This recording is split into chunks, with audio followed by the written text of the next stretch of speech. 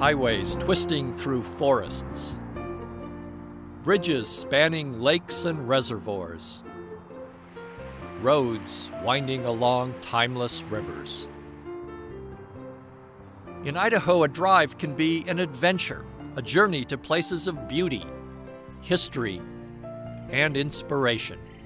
It can be a remote trek along a dusty desert pathway, or a leisurely spin on pavement bordered by striking mountain vistas. It's all available by charting a course along one of the state's 30 scenic, historic, or backcountry byways. From the Oregon Trail Bear Lake Byway in Idaho's southeast corner, to the Hells Canyon Byway on the western edge of the state, to the Wild Horse Byway that runs up to Canada, there are many corridors that can carry you to some of Idaho's most compelling landscapes.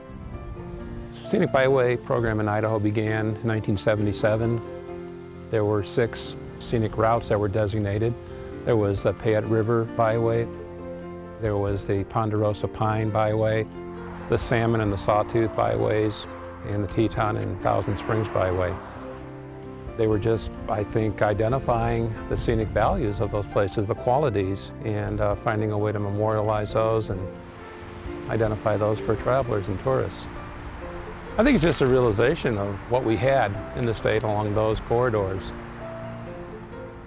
From those first 6 byways, the program picked up steam in 1991, when the Federal Highway Administration developed a national scenic byway program, complete with funding.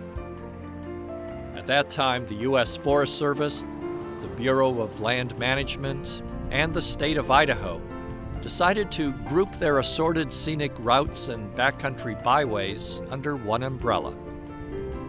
The Idaho Transportation Department was selected as the lead agency for the state's byways program. Idaho has 30 byways, roughly 2,400 miles of byways in the state. If you drove from Boise and headed east, you'd have to get to either New York or Washington, D.C. to travel 2,400 miles. So I mean, it's quite a bit of byway that we have in the state. There's a lot of scenic value. If you're interested in history, a number of the byways highlight the different historic features on the way. And then backcountry byways, just a different kind of travel for folks. So I think it's a variety is what I think makes Idaho special. I think Idaho is at the top in terms of quality and the diversity of byways.